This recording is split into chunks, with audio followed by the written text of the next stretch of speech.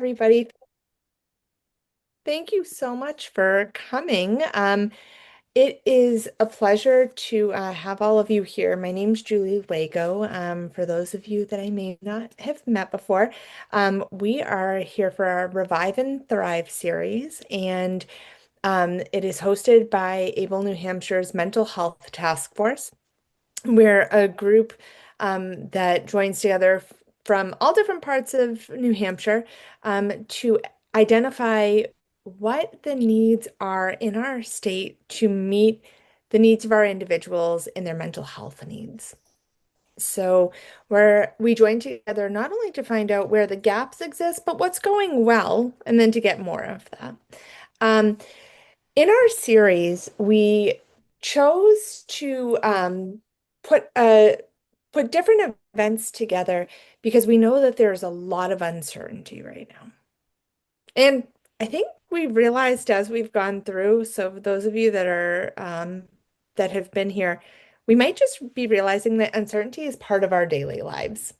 So at first we said, wow, what a opportune time for this series. And then as we were going, we said, this might just be something that we should be talking about all the time and how to address uncertainty. So today we're going to be joined by a wonderful panel of caregivers. So a mix of um, caregivers from all different facets, whether we have a couple of parents, we have Tom as a caregiver to a family member. And we may have one more joining us. So we will see how that goes. I will check in with her. But given that we have a smaller group, this is actually great. I strongly encourage you to unmute, participate if you want to. You can certainly use the chat, do whatever feels best for you. So I would like to welcome our panel participants. So Nicole, Angela, and Tom, and then Meg may be joining us. But I would like to just start off by allowing you to each introduce yourselves and share a little bit about what brought you here tonight to share with this group. So, Angela, would you like to kick us off? Sure. My name is Angela Fletcher. Um, I am a mother of a 16-year-old daughter who has complex medical issues, mental health issues, and a multitude of other diagnoses, along with being neurodivergent. Um, I decided to speak with you all tonight because I felt that mental health is really important, not just for our children that struggle with it, but for us as well. My daughter and I cross paths in many ways. We both suffer from severe anxiety and obsessive compulsive disorder. Some of mine comes because I can't control what's around me, which is hard when you live in a life of uncertainty. My daughter is actually on palliative care. So my life is really uncertain all of the time. So that's kind of why I'm here and a little bit about me. Fantastic. Thank you, Angela. Tom, would you like to go next and share what brought you to the panel Good today? evening, friends. Tom Wood here in Derry, New Hampshire. I'm a 67-year-old with cerebral palsy and autism and other neurological conditions. Was it from utero, before birth. And I was a caregiver to a middle-aged to elderly parent, my mother, who was also on the autism spectrum and who had was a complex and was it psychotic mental health issues. Thank you so much. The thrilled that you're here, and then you'll be able to give us your perspective for sure. Nicole, would you like to introduce yourself? So, my name is Nicole Sheaf. I am first and foremost a mom to four children that are both adult and elementary age, with co-occurring diagnosis of neurodevelopmental disability and mental health. I've been an occupational therapist for 24 years and started advocating when my oldest started his first IEP. So that's been about 21 years from now. I have been I recently, over the past few years, have graduated from the leadership program at the Institute of Disability and the LEND program at Institute of Disability. And I sit on several council and committees for the state for mental health and developmental disability. Wonderful. Thanks, Nicole. Now, originally, we were going to use the chat, but I think that we have some opportunity to let people jump in. So if you're comfortable, would it, and please, hi Emma. Um, i- if you're comfortable or if you'd rather use the chat, I'm gonna leave it up to everybody. But would you mind sharing what brought you here to join us in tonight's panel discussion? So if anybody would like to just jump in, or if you'd like to share I um, will start. what brought you, sure. Yeah, Tom, do you want to share again? Sure. I am of the older generation, who had no, was it IEPs for supports or anything, was it growing up?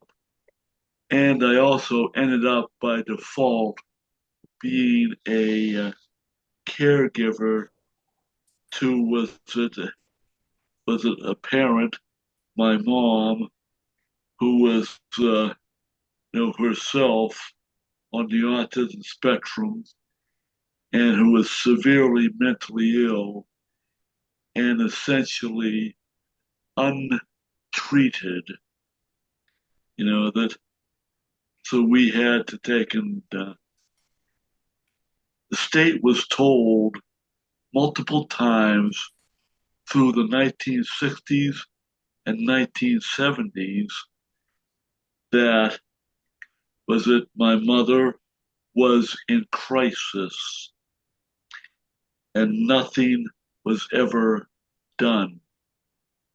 That so we had so myself and my late younger brother Nathaniel Edward Wood, along with our father, Ernest Charles Wood Sr., we had to take and deal with our mother, or with my dad's wife, that totally on our own, with no supports whatsoever for decades until my mother got put into a nursing home.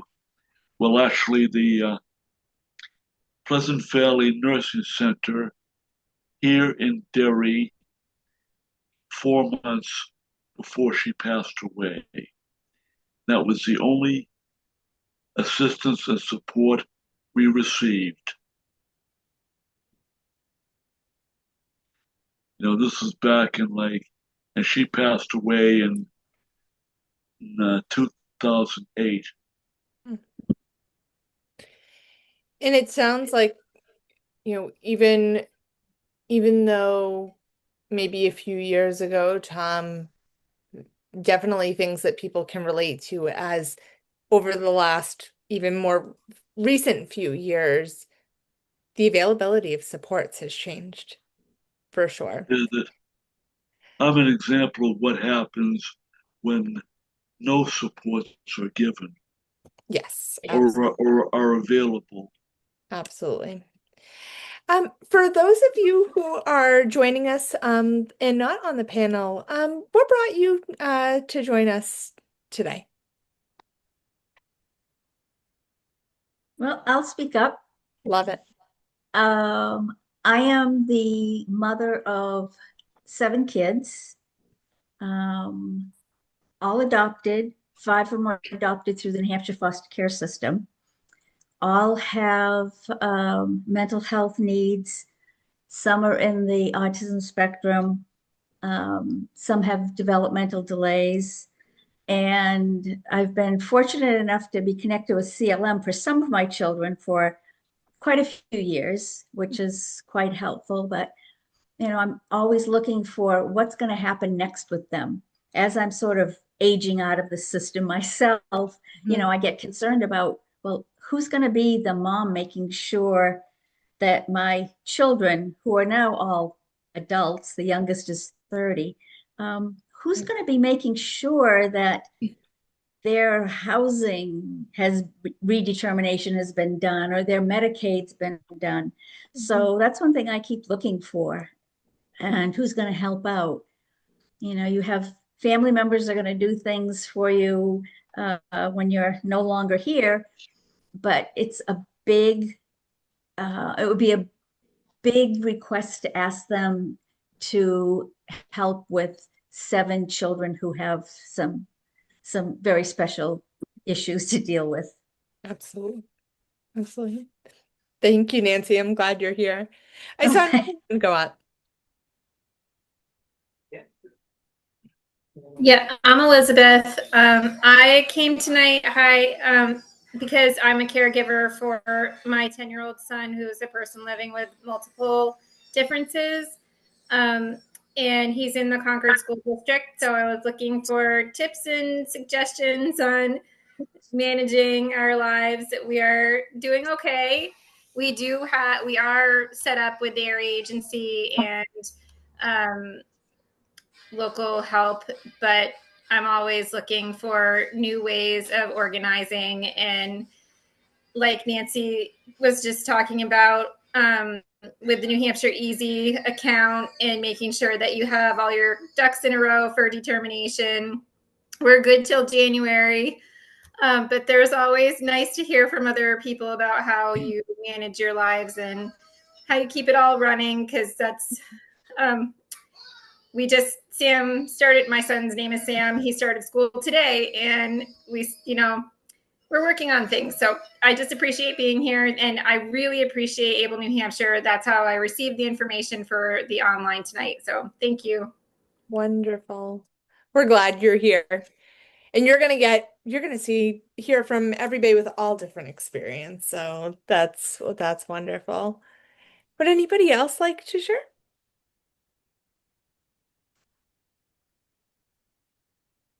Sheila. Sure. I'm here. I'm an ABLE member, but got involved with ABLE as a parent of 2 young adults, 2 sons that are neurodiverse, and we did the whole special education thing from in-home therapies and then school therapies for all the way through high school. And when we got out of high school, the only thing one of my boys qualified for was voc rehab. And that was a process. So learning about that system and how that works when you don't qualify for area agency services has been interesting. It's very different, still on a learning curve. And my other son decided to go it alone without services. And so we are the family, we're the home base. We're still the support system. Both my boys are in their 30s, early 30s. So it's a different role as a parent, I can tell you. Sometimes you follow along, sometimes you walk alongside, sometimes you get out and say stop and think and have family meetings, and you are you're more of a consultant than you are a parent to these grown adults. And one of the things we said to our boys was when they were in high school, one of the pieces of advice we were given by a therapist was, if you're feeling confident, you can tell your boys that they can fire you as parents and rehire you as consultants. And and they really liked that. They really liked that. And one of the things that was interesting was one of the younger ones said, "Well, can I tell you which hat to put on? If I need you to put on your mom hat, can you put that one on? And if I need you to put the consultant hat on, would you put that mom hat far away?" And so it was nice to be able to have a metaphor to have that conversation. Um, when they run a fever and they're not sure what to do, they want the mom. Of course. Is it time to go to the doctor? Or is it not? And when it's life stuff, work stuff, relationship stuff, they don't want mom or dad. They want the consultant piece. And so it's me, myself, and I. It's like um, it's hard, but there are amazing opportunities for growth and change that I just couldn't have predicted that came along and blossomed. So it's been a real learning journey for me and also for my husband and my boys. So Wonderful. Thank you for sharing, Sheila. And this is going to be one of the most impactful parts of tonight. I think why those of us in the task force are so excited. This is just an opportunity for everybody to hear and steal shamelessly, right? Those tips and tricks and what works and what doesn't. And oh, it's not just me, it's you too. And I hope that there are those aha moments and those takeaways, and maybe just a feeling of community can be our takeaway. And we are very much open to the now what. So after we end, if there is something that you would like to see come from this, let's have that conversation. We do have a survey that's going to go out, and we'll ask, what would you like to see? Would you like to see more community opportunity? What would you like, and so I'll kind of tease from this and plug some things in as well. So as we get going, so just to let you know, if you do have to leave early, if you could put your email address in the chat so I can send you the survey, but I will remind folks at the end. But also, what I am going to do is I am going to put a link in the survey right now. We're going to do what's called a Mentimeter. So it's a little word bubble. So it's going to prompt a question. So there's a link right there. Do you see that? Menti.com. And if you click that, it's going to prompt you to answer a question. And that question is going to be asking you, and it's anonymous, but how do you define or express stress? We all feel stress in different ways. We all express stress in different ways.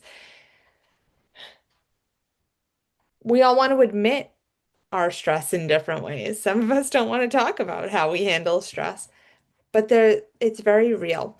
So I'm going to bring up, I'm going to give you just a minute to do that, and then I'm going to go ahead and share the screen, and we are going to have that little bit of a word bubble so we can take a look at that.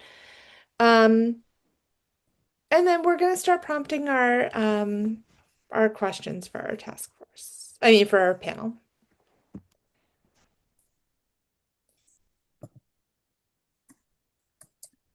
Let's see if I can get the Mentimeter up.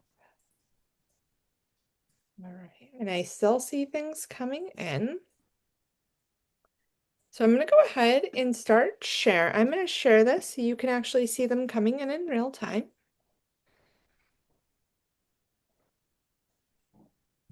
All right, let's see here. And we're going to go into presentation mode. Are you able to see this? yes. All right, wonderful. This is one of my favorite tools. So some of the things that we're seeing here. So when people express, define or are experiencing stress, some people are sharing being overstimulated, feeling like you're in survival mode. They'll go hiking just to get some of that energy out. They feel it in their shoulders, maybe pacing or feeling tired, disengagement. Um, is anybody seeing anything on here that they didn't mention themselves, but they say, oh yeah, that's me too? And you don't even have to say exactly what it is, but are you saying, whoa, I didn't say that, but I feel that? Is anybody, I'm seeing some heads nod. Are you feeling Yes. So that? that I was just thinking, as it were these, that I've experienced things like with it, exhaustion, Hmm. despair, Hmm. with it, disengagement, being overwhelmed, Hmm.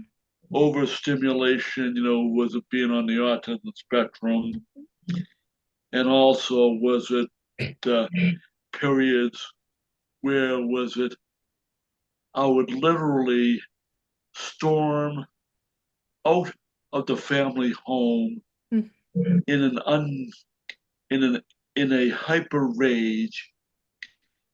Was it hop in my vehicle and just disappear for hours, Hmm.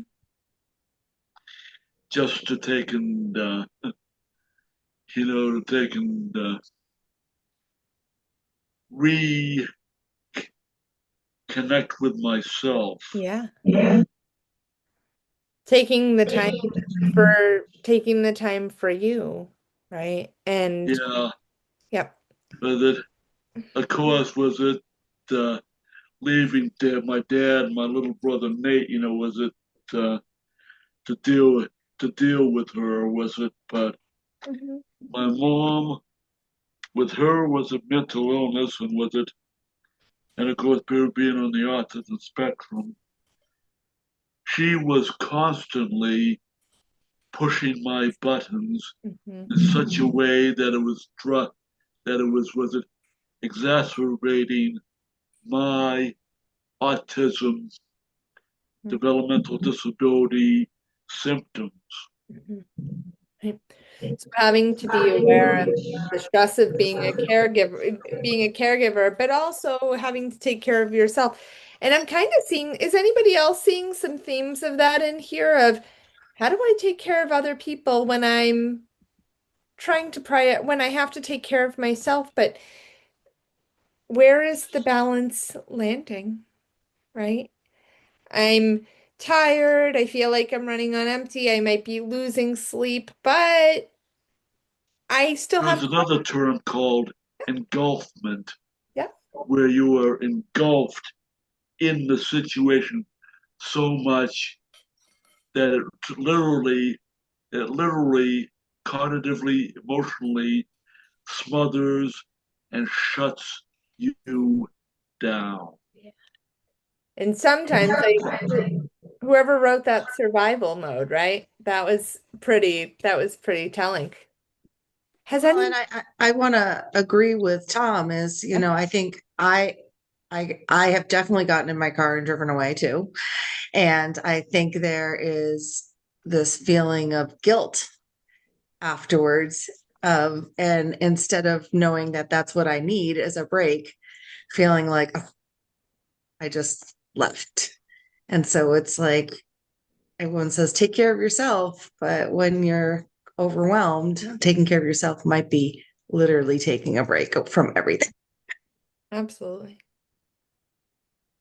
Has any show of hands, how many people have ever felt like they've gone into survival mode? You're human. We all go in survival mode, for sure. So, what that word bubble showed us is that we're not alone. These are common experiences. Some of them we just don't talk about. There's stigma to it. We keep it quiet. Sometimes we don't want to talk about the fact that we get in our car and drive away. What will people think? Is it okay to take a ride? Is it okay to say, I need to go for a ride? And is it okay to tell people you went for a ride? Well, here, I'm glad that we just created that safe space. So thank you all for that. So let's ask a quick question to our panel, but then others can certainly jump in as well.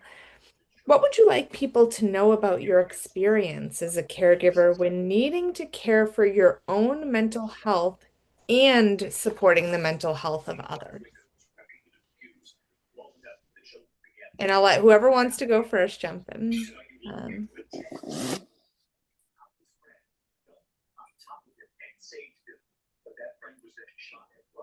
I think what I would want people to know is that there's good and bad that comes from that.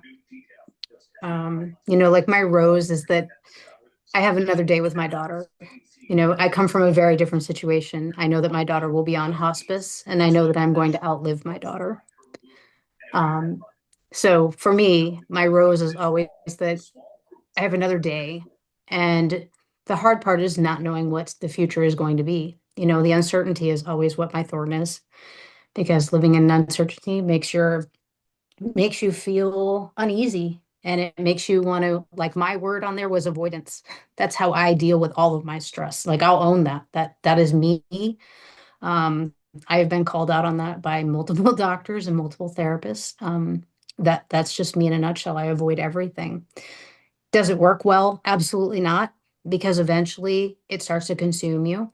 So I don't advise walking my path. I would advise you to look at other paths that other people might take. But I'm kind of like your poster board of what not to do. And that's kind of why I'm here with you, is because maybe some of you are feeling the same exact way, where you avoid it because you don't want to face it. And it's just easier to avoid it. The more you can shove it down, the easier it is just to keep moving forward. And the more you shove it down, though, what I will tell you is eventually it's like a genie in a bottle, and it's just going to come out. And yes, you got it. It's just going to come out, and it's going to come out in a way where you don't expect it. Um, like a prime example is the other day, something stupid happened. And, I'm just going to be really vulnerable with you for a minute. So, something stupid happened. I was writing this thing for a grief writing group, and my iPad lost my whole writing that I had been working on for a week. And that is like the time that I've spent, like 4 minutes at a time doing these things to get out how I feel. And it lost it. And then I lost it. And it's because that genie in the bottle just went poof. I am all done. And I thought, wow, I thought I was avoiding this. But man, I am not avoiding it. It's there. I'm just pushing it down. So that's kind of my rose and thorn. What gets me going is that my daughter needs me. I know that she needs me. She's in a wheelchair. She needs me to take care of her. She needs me to get her food. She needs me to thicken her drinks. She needs to know that I'm going to be there to take her to the bathroom or to give her a shower, or, you know, um, all of those things, and I know that my husband needs me. He has stage 4 cancer. So my thing that gets me up and going is that my family needs me. There is no room for me to just be, I can't get out of bed. There's not time for that.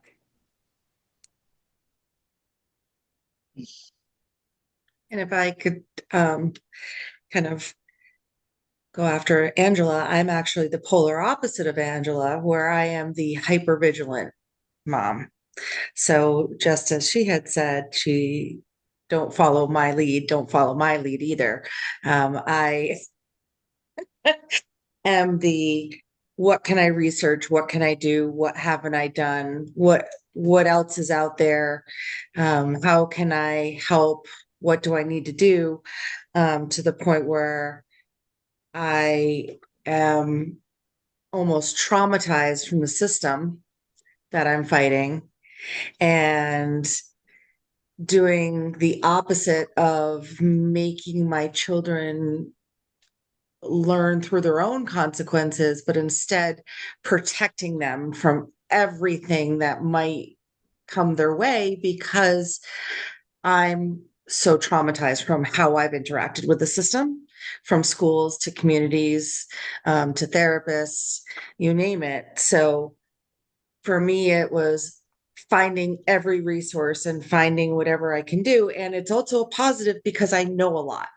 So I guess my why is as my kids get older, I'm still learning and I'm getting better at um, balancing and setting boundaries for myself and allowing my kids to um, make mistakes and be okay with seeing them struggle.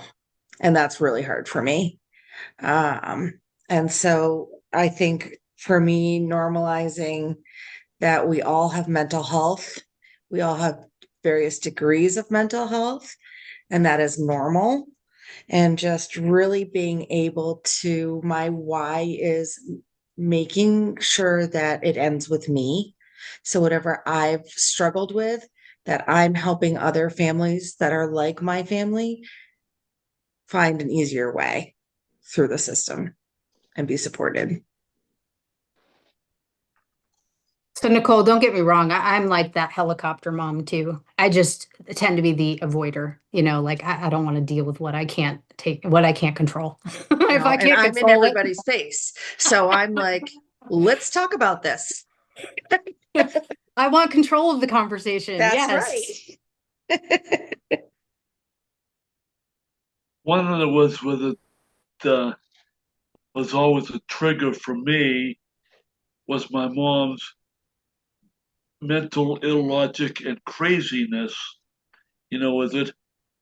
And I was it? And as an autistic, was it? I am highly was it hyper focused and logical, but yet my mom, who was on the autism spectrum, was totally the opposite. Was it? Was it? She was totally delusional, and was it? Was it the way? And whatever she would say something, and that would set me off. Was it? And I'd be set off like right in front of my dad and right in front of my little brother Nate. Was it? That and I just was it. And I just flip out and leave. And was it leaving my dad and my brother Nate to think, what the hell did we do? That, and of course the issue was it trying to was it uh, caregive and meet the needs of a person who had no common sense, no logic, and was it uh, think of was it uh, I look at the today was it coming out of the White House in Washington D.C. and I see that there's an individual there who completely acts like my mother. And for me, that is still triggering for me today So, because I have I, seen it. I appreciate you sharing, Tom. And so I think the theme of what you're all mentioning is everybody takes care, you're all taking care of your mental health. You all approach your own mental health in different ways, knowing that being caregivers can in it can impact your mental health in different ways because you are also trying to support the mental health of others. And in some situations, you have sometimes you have a little bit more control of that than others, and sometimes you don't have any control at all. And inevitably, that's going to impact you. So I was in a everybody has situation where different there was coping. no, where I was totally in an uncontrollable situation. Absolutely. Yeah. And so the three of you, it sounds like all three of you have different ways to ex to address your own mental health, different kind of coping skills, different things that you found either work. And it's interesting that did anybody else notice? So I heard from both Angela and Nicole, don't do what I do. Don't do what I should do a little bit of you. I should do a little bit of you. Well, you know what? We're always our worst critics, right? It's really hard to look inward, but so easy to look outward and say, wow, I am in awe of you. I wish I could do that. And that's what just happened, right? So this is a great opportunity to kind of see each other and say,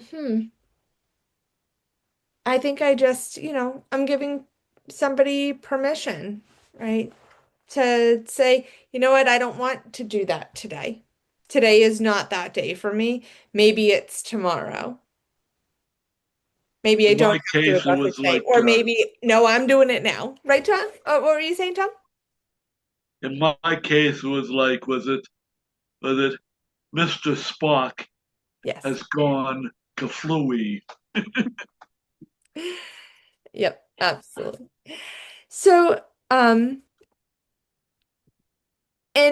Owen, you were writing as a friend. I can sometimes find it tough knowing the difference between recognizing someone else's need, what someone else's needs are, and recognizing that you are not in the right place to provide those needs. Absolutely.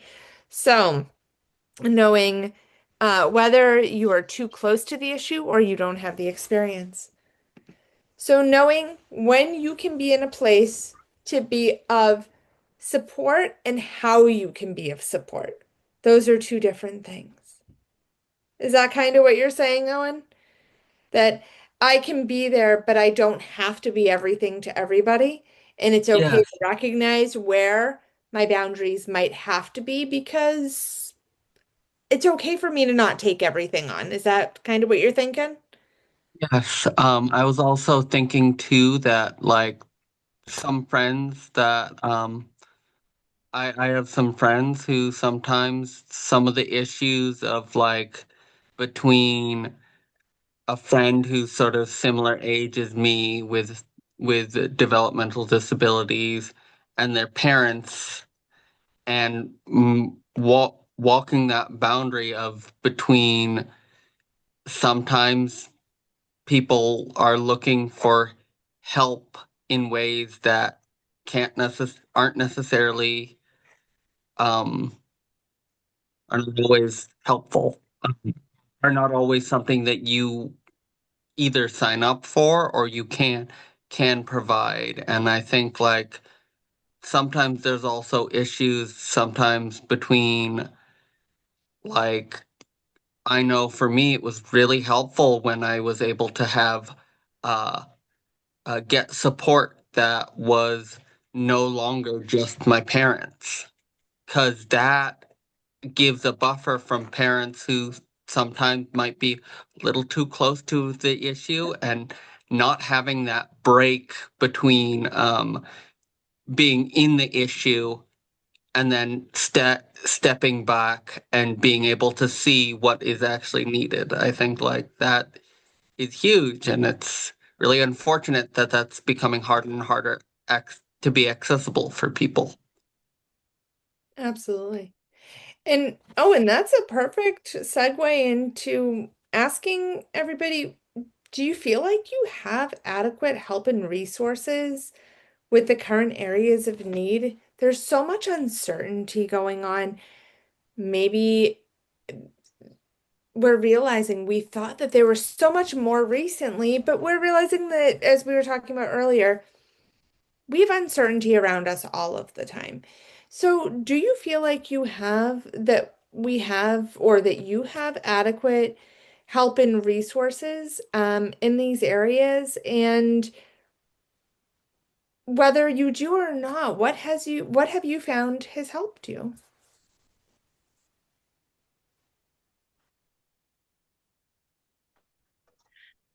I'm a person who tends to isolate, even though I'm very good at finding support.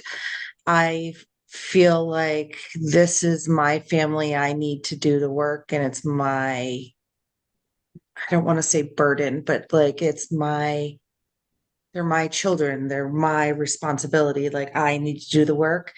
And so I've started realizing that, just kind of like what Owen had said, I need to ask and like say, this is what I need.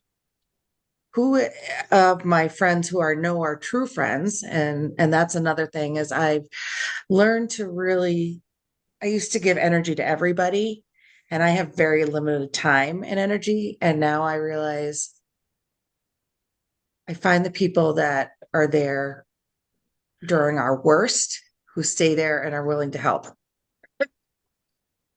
And so being able to ask for help, I think, has been one of the biggest things for me, is saying, I need to go out to dinner tonight with my husband, or I'm going to fall apart.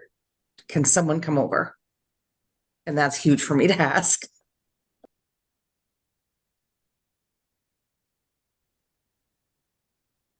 I'm similar to you, Nicole, but I am the person that doesn't ask for help ever. But if I need an ear, well, I'm the person who always says I'm okay. I want to help everybody else. Like that's why I joined why I'm on a bunch of task force through ABLE. That's why I'm an advocate.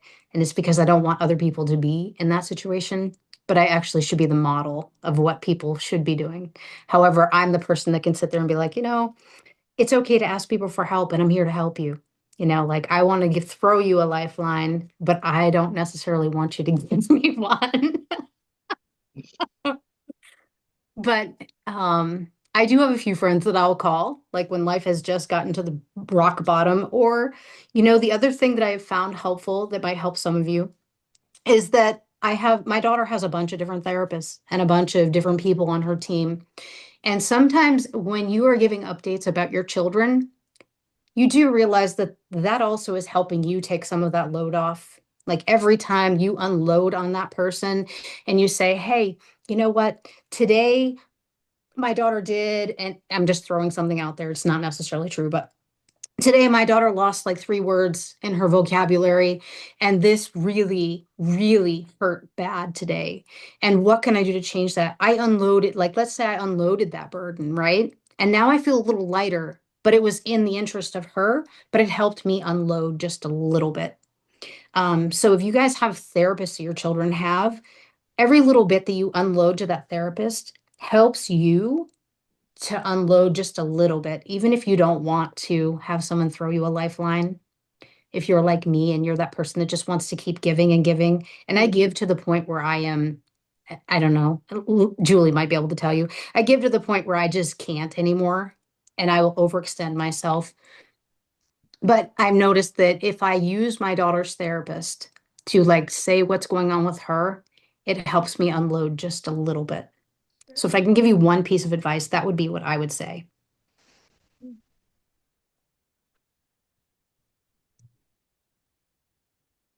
Angela, I had nobody to take an unload to,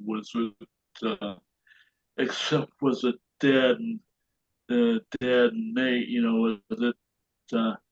and they were unloading on me too, onto me, because it was all the issues that uh, Mom was having, that, that they couldn't stand anymore, it was a uh, vicious cycle, uh, that not just played havoc with the mental health of us three men in the family, that it also uh, did a hell of a lot of damage between the relationship between us brothers, and was it us brothers and our dad, because uh, we were just simply uh, running around like rats in a cage. Mhm. It sounds like you're getting by, right? And sometimes that's we we just do what we know, right? And that can be just leaning on each other in different ways, helping each other, doing it, just going in these patterns, in these routines because we don't know any different, or because it's working. And if it's working, right, don't question it. Or is it, we're not even going to question if it's really working. We just know that that's what we need to, that's what we're doing, right? And that's what we know to do. And as we're talking about um the presence of adequate help, what about leaning on building support networks?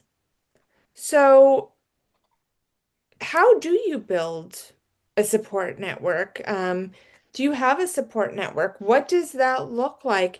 And if you do, how do you balance it? Or do you? That's an assumption.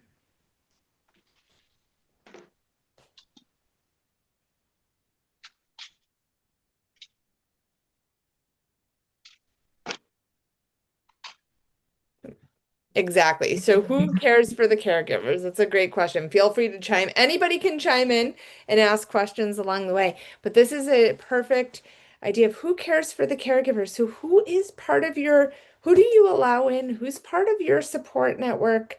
Um, or is it hard to allow for a support system? But what does that look like for you? So I didn't know anyone existed who lived my life until halfway through our family's journey. And so I always looked at myself like, what am I doing wrong as a parent? I was always looked at by different system as, what are you doing wrong as a parent because your children are this way? And so it was very, very isolating. And I think the first time I actually had a support group, there was a group of other parents that got together for breakfast. Mm. And we just sat and complained.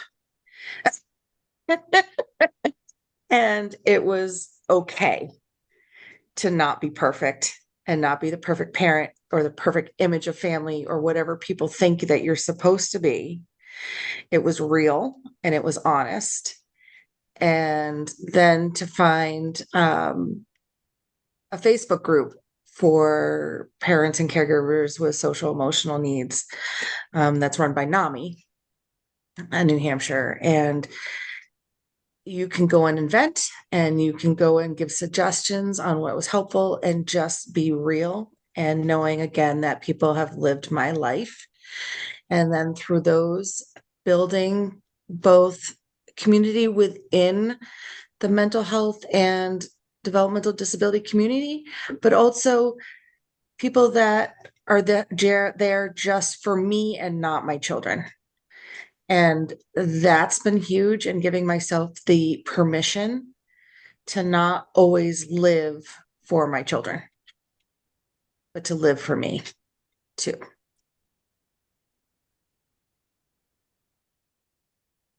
Easier said than done, Nicole. I'm much better. Like, I started a coffee group where I go twice a month and have coffee with a whole bunch of people for several hours, and people that are younger and older than me, and we just have fun, and that's okay. And I think I've always felt guilty when I took care of myself or left my husband to kind of deal with everything, or ask my mom, or ask for time off. And I think I've really accepted the fact that it is okay to just be Nicole and to have fun for Nicole, and not put the hat on, like I think Sheila had said, of the mom hat, the therapist hat, the caregiver hat. Like, I wear so many hats, and I really find it hard to just be mom and just be Nicole. And so, like, giving myself permission to just be mom and just be Nicole, or just be a wife, or just be, who I am, was really hard. And it took me, like I said, I've been advocating for my kids for 21 years. And it's really just been this last year that I've really started giving myself permission. Pretty empowering.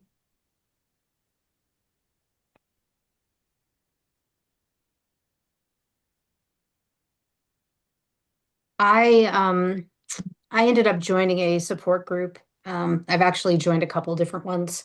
The hard part for me is that lots of people can't relate to me.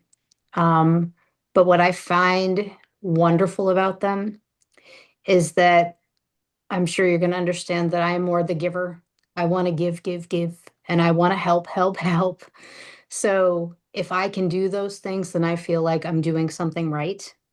Um, so, looking for support groups like See the Able, New Hampshire is very great. It's a group of moms that come together and they talk about whatever they need to talk about. There's no judgment, there's no ridicule. We're just there. And, maybe we're talking about our kids one day, maybe we're talking about our spouse one day. It doesn't matter. We're just there and we're as we are. I find that that's a pretty great group. Sometimes you can find New Hampshire Family Voices sometimes has groups that they run.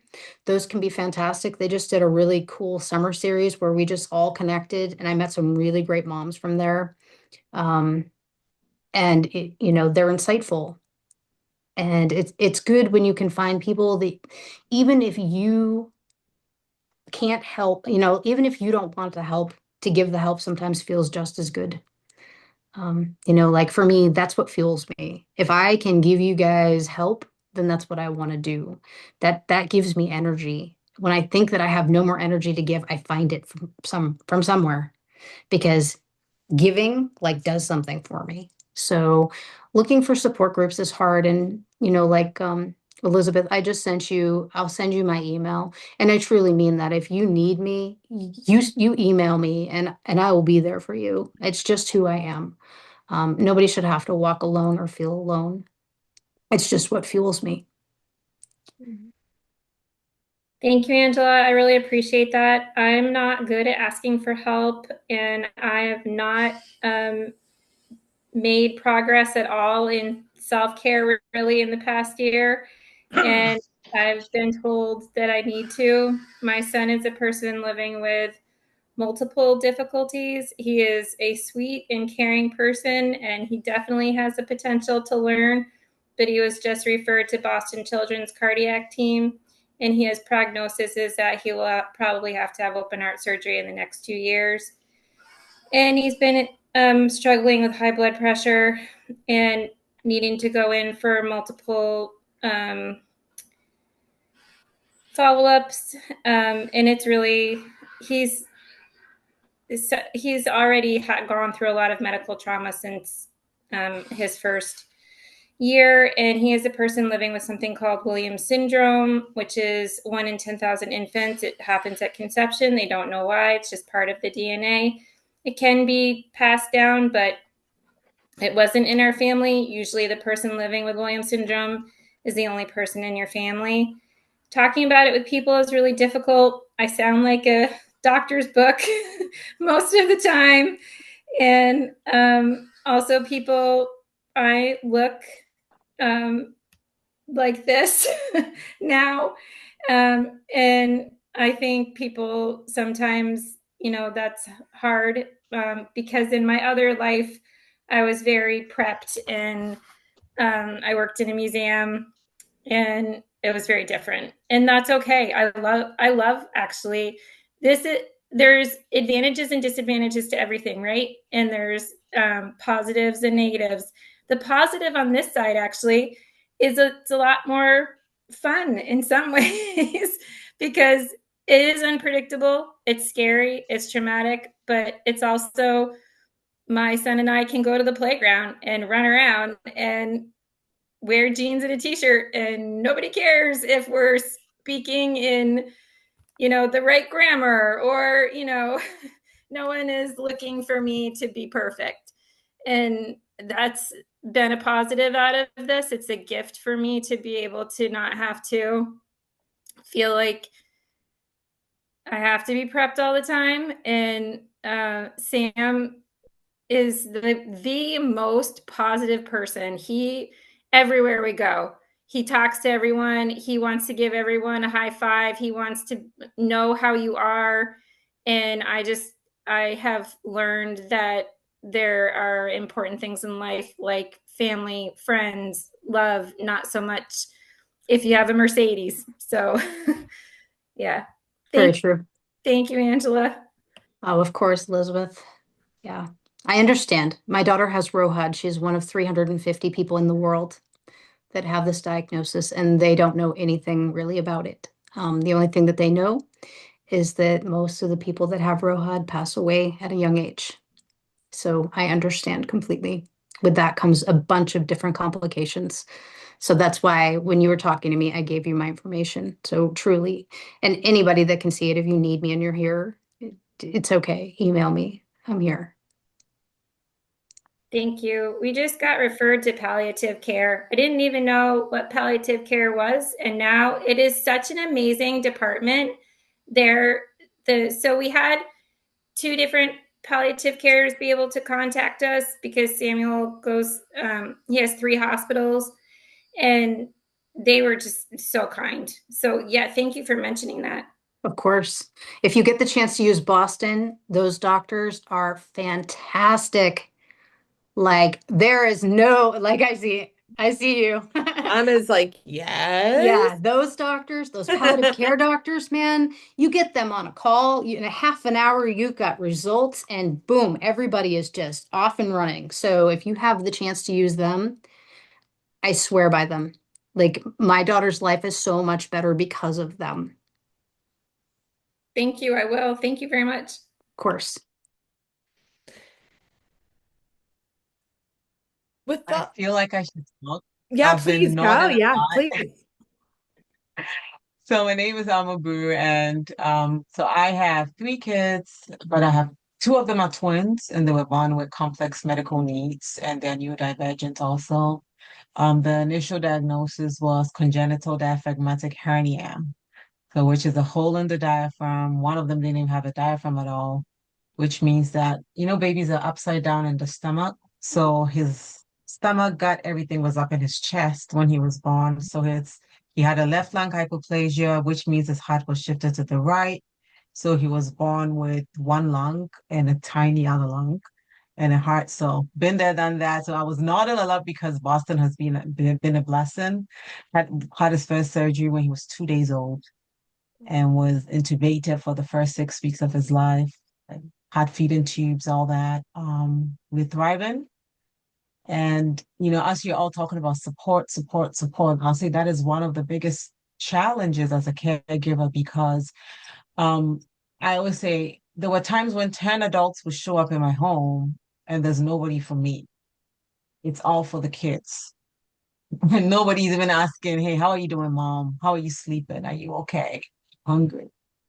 And I don't even have any family here because I'm not originally American. I'm American now, but I migrated from Europe. So it was scary being alone, just me and my husband and a toddler, right? And so support has been tough because support for me sometimes is a continent away. It's just a phone call from my mom. But one thing I have found to be very helpful is therapy. So I still go to therapy. I've done 5 years of therapy. Sometimes my therapist is like, I need to let you go. I'm like, no, because at least I know that every other week I can show up here and offload on you and you're neutral, you're going to be supportive for me. So that has been a huge lifeline for me. I'm a mental health provider myself, but I still go to therapy. I might say I have a lot of tools. I use a lot of acceptance, radical acceptance. I've come to accept the reality that uncertainty is the life I'm living. And it's never certain what it's going to look like. Because today it looks like this. Tomorrow I wake up, it could be something else. So I've learned to accept that reality. And I try to just focus on what I can control and let go of what I cannot. And then a lot of self compassion.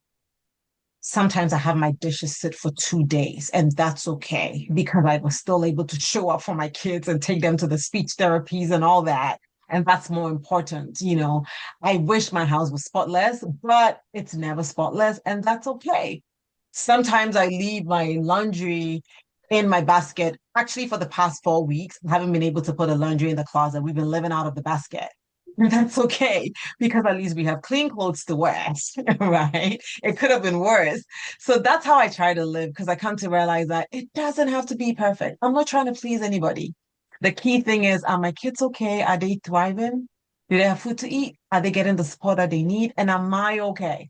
I would rather get an extra hour of sleep than spend an extra hour trying to get a spotless house because I know that I need to be well so that I can show up for my kids. And so for me, those are all the things that I try to live by, letting go of that perfection, and learn. Sometimes it's just a phone call away, reaching out to people that I know get it. I just have a handful, less than 5 people who I believe get my situation and always have something nice to say. The others try to help, but then they don't get it because then it sounds like judgment, right? So it's little things like that. And then taking it one day at a time, one moment at a time, 1 minute at a time, not expecting to have all the answers for even Friday, but at least I have answers for tonight and hopefully tomorrow morning. Right? So those are all the things that I try to do. So that's my little share. You answered you gave us such perfect examples of exactly what I was hoping that we would lead to, which is how, from the perspective of everyone here, how can we normalize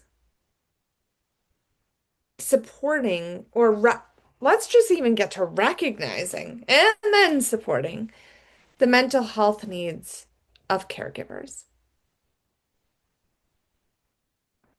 What are some things that you find would be helpful? You just mentioned a whole ton of them. Anybody else have any ideas that have come to mind?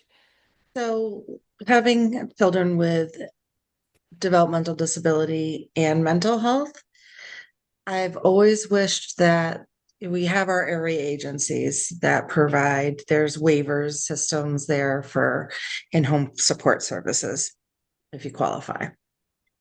And we have needed in-home supports for mental health need.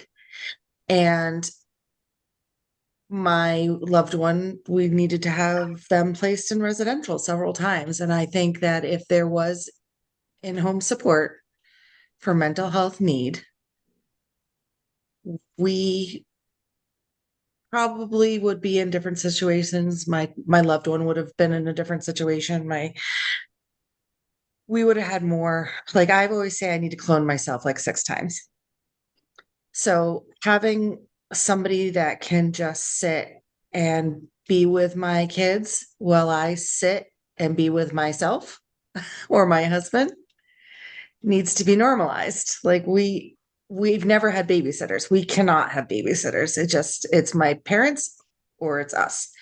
And so I would say that would be my wish is normalizing that mental health is the same as physical health. Like, and we all have physical health and mental health. Like, why do we not have in-home supports for an intensive in-home supports, not just like an hour that in-home supports are done in community mental health services, like through like 20 hours a week in-home supports.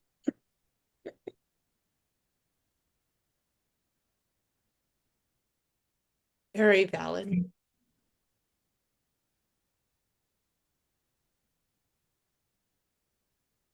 Any other thoughts on how to decrease the stigma around or make it more talkable that we need to be recognizing that? Owen, what are you thinking?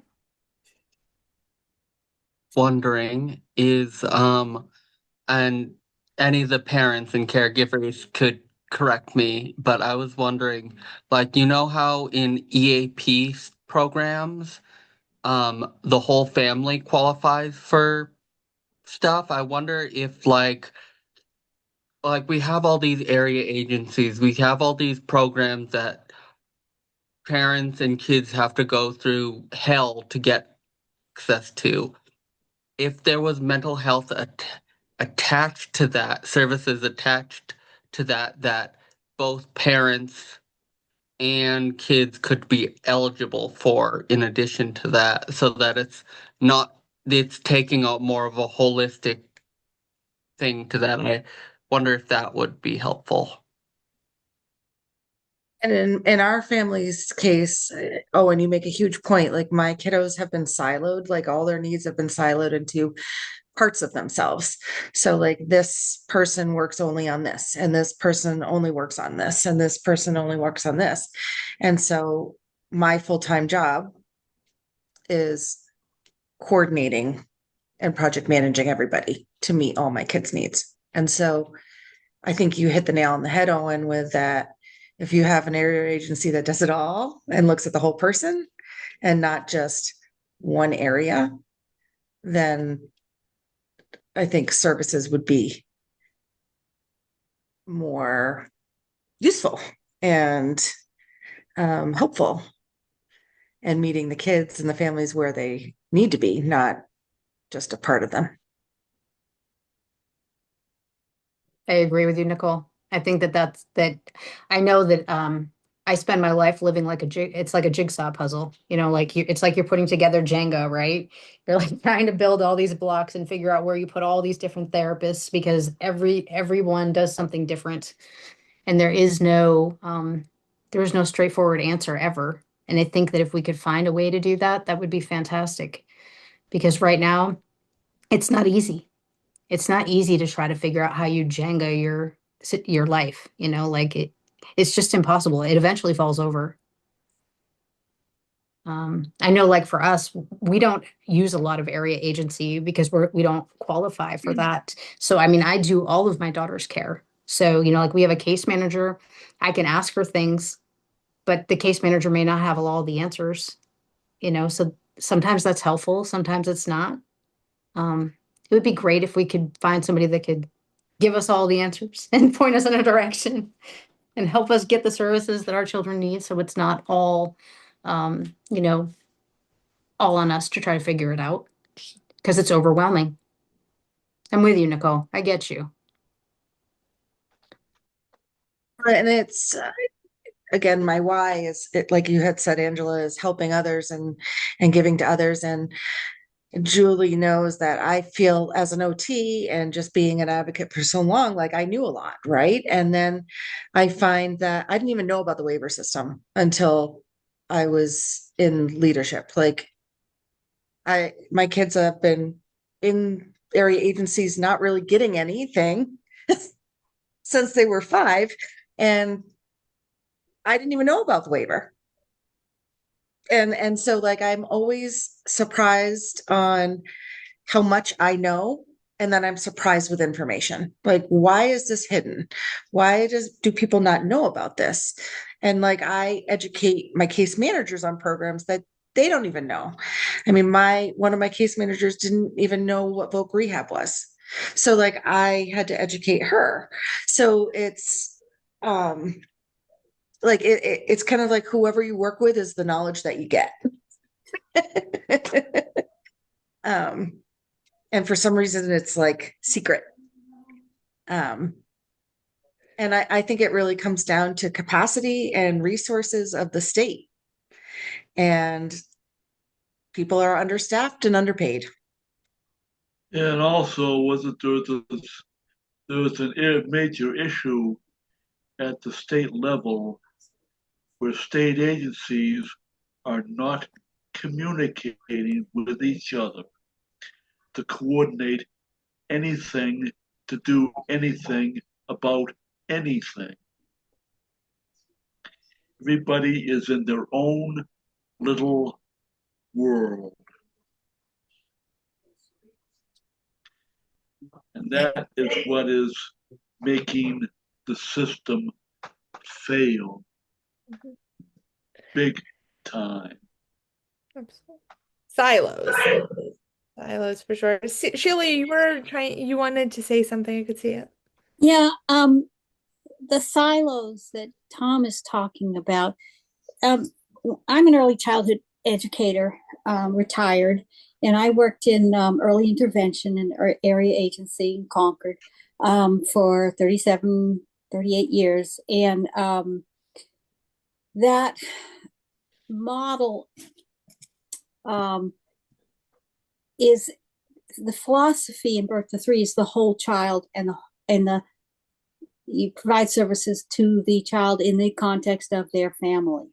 Um, and as kids get older and age out of that system, the silo effect starts to take place. They go to preschool and kindergarten and all on up. And then you have the child suddenly has a different therapist for every need, a case manager who's supposed to interact with the family and all the therapists and specialists. And it's that cohesive model is where the family and child are supported as a unit.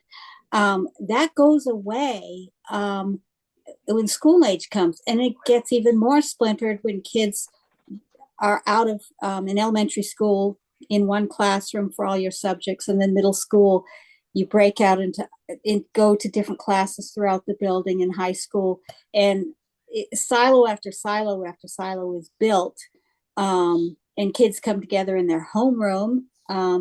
But that's kind of like one little time in the day to build community. It's really, I think that siloing is built into the educational system, the therapy system, the medical system. Julie, you talk a lot about how to create those linkages between the systems. But I almost feel like we have to go backwards to whole child, whole family support.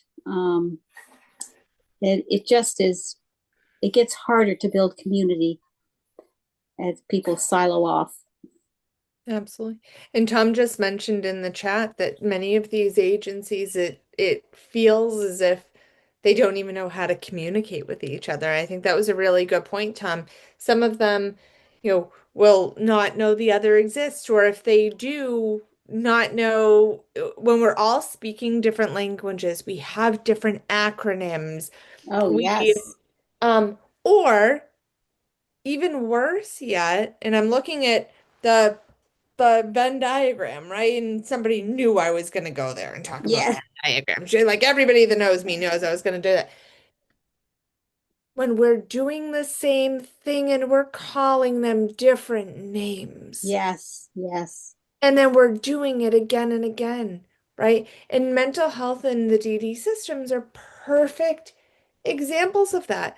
The mental health, the DD, and the education systems.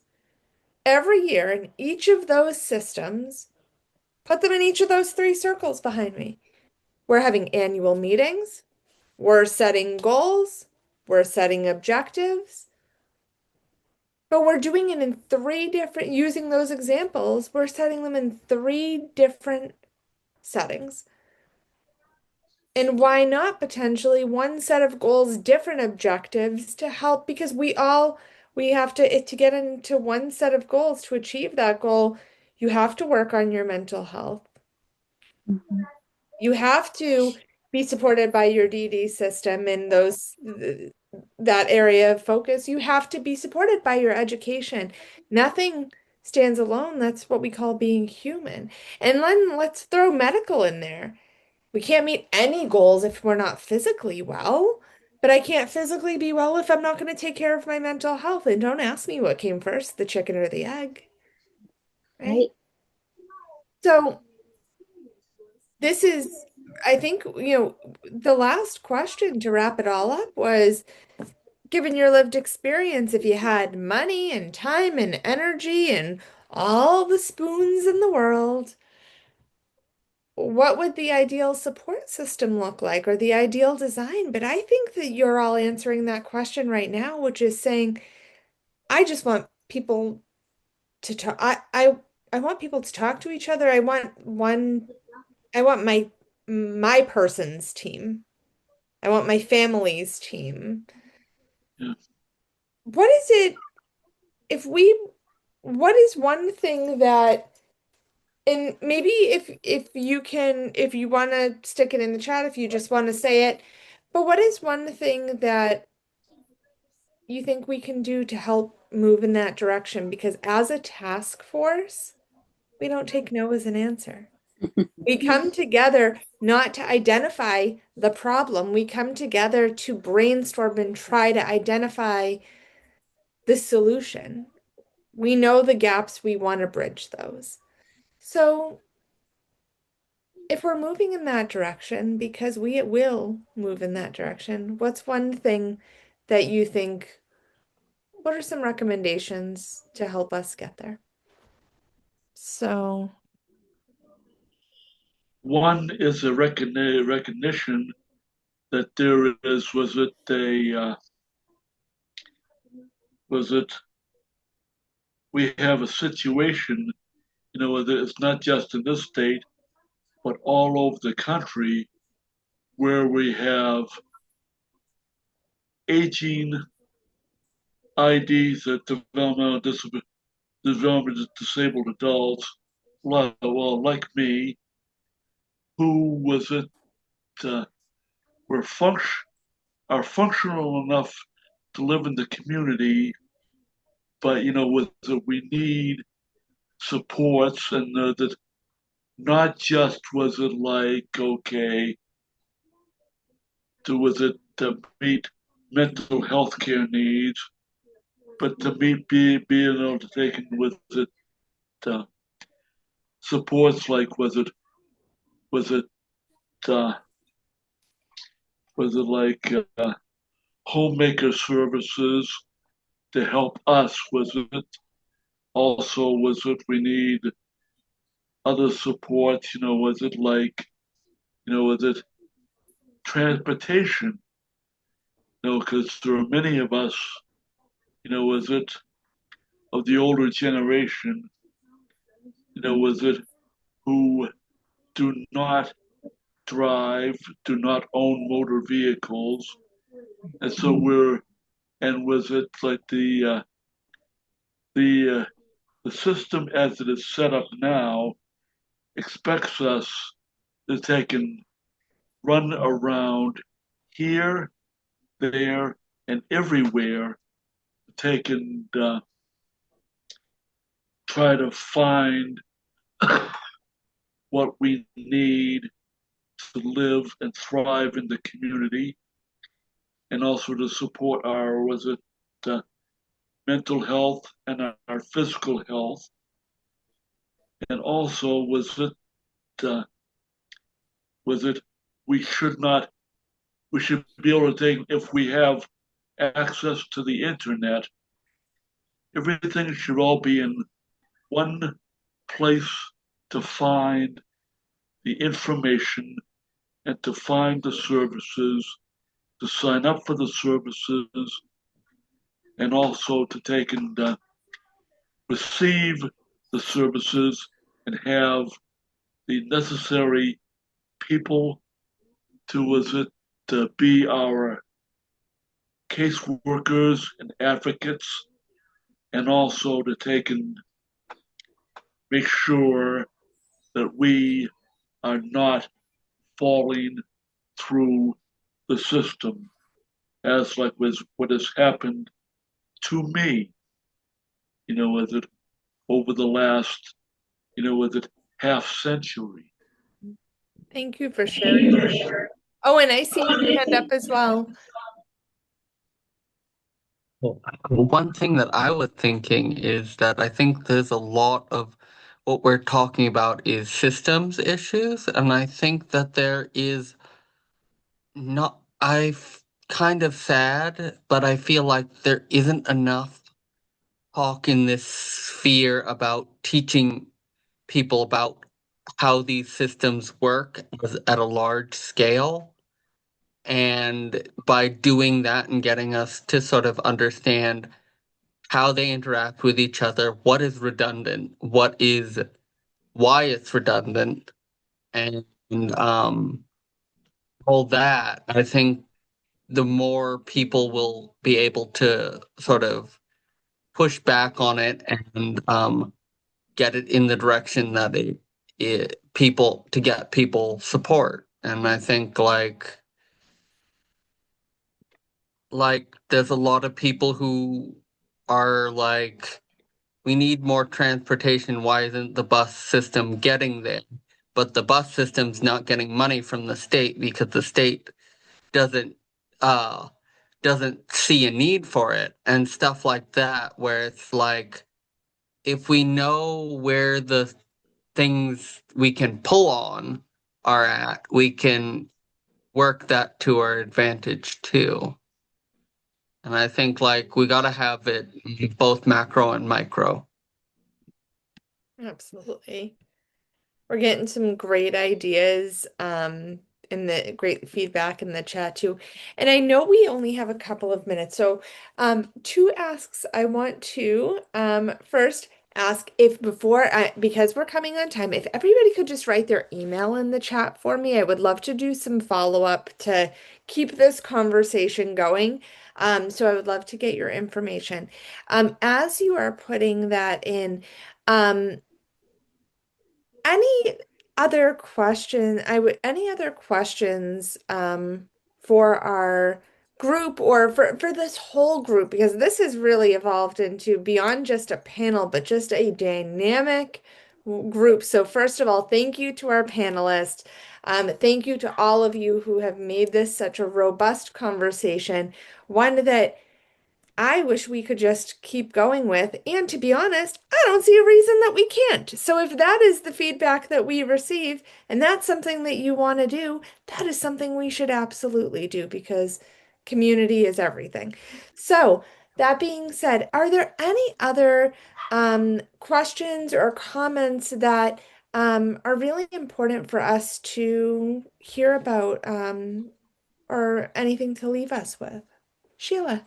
So ever since I became aware of the concept, it just has stuck with me. I'm stuck on this silo thing, business systems being in silos, because what I meant to say, add on to before, is that because different systems, whether it's transportation or education or programs within each one of those areas are in silos, it pushes parents into silos. It pushes parents into pulling themselves up by their bootstraps and not asking for help. It silos, we silo ourselves.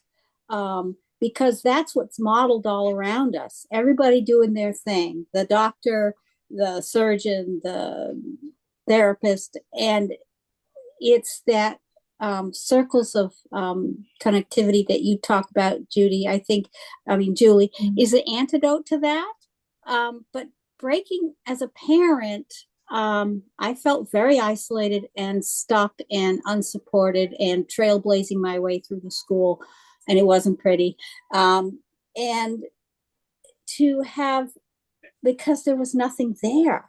And so if it's not there, we do it. We make it happen. And so I think that I'm anti-silo. I think I need a t-shirt. And you know that I make the t-shirts, so do you really? Okay. We got this. A silo with a big X, right? Got it. Nicole. See if I can get my hand down now.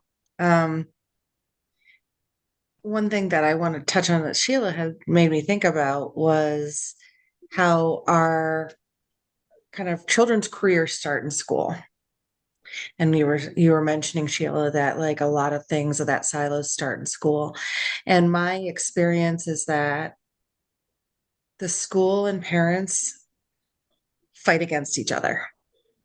And I think if we work on stigma, specifically around mental health, because I think my experience at least was the school thinks we're bad parents, we're doing something wrong, and we're going, I just need help. And like understanding that parents are where they at and they're giving what they can and what they know at any given point, and that be there to support and not have this battle back and forth. But like, what do you need? What can I teach you? How can we work together? And I think that starts, when your child turns 3 and gets their first IEP. Yeah. That's a rough time. I think it's not just schools, though. I think I find that in the medical field, too. When people don't understand what your child is going through because of the mental, there's like this gap, right? They're doctors, they're not professional with mental health, so they don't understand it. Like my daughter has severe anxiety and it goes like agoraphobia. And so she literally cannot step outside of the house. But medical professionals don't understand that because it makes no sense to them. I think there's just a really big disconnect. Disconnect, yes, absolutely. So this may be where we continue to pick up. So the disconnect, but that doesn't mean that it has to be that that is how it stays. So sounds like that is where maybe our work continues in our conversations. So next month we are going to be continuing. We're going to be wrapping up our series with identifying and talking about mental health resources in our state. We're going to be working to see about getting some representation of different types of mental health resources. But certainly, if you have any ideas or anybody that you would, any community partners that you would like to see at the table, think outside the box. Any unique mental health resources. Sometimes mental health resources are not always therapists and medication providers. Sometimes it might be really creative, holistic approaches. Um, Maybe it's groups, maybe it's yoga practices, anything that you can think of, but let's, think outside the box. So if you'd like to participate and give us some ideas, the more the merrier. If you'd like to join the mental health task force, we would love to have you. So we meet the first Thursday of every month at 6 6 p.m. Is that right, everybody? 6 to 7. Yes, Oh, look at that. I got it right. yes. Fantastic. And the link is available on the Able website, or I know we've done some funny things with links, but contact Able or contact me if or any of us if we can't find the link to that. We've had to make some links private, so or email Creighton. So but we hope that you join us for next month's series or follow up with any questions at all. And I will get that survey out to all of you and ask some questions, but any feedback, we would love to hear from you. So thank you so much, Thank everyone. you.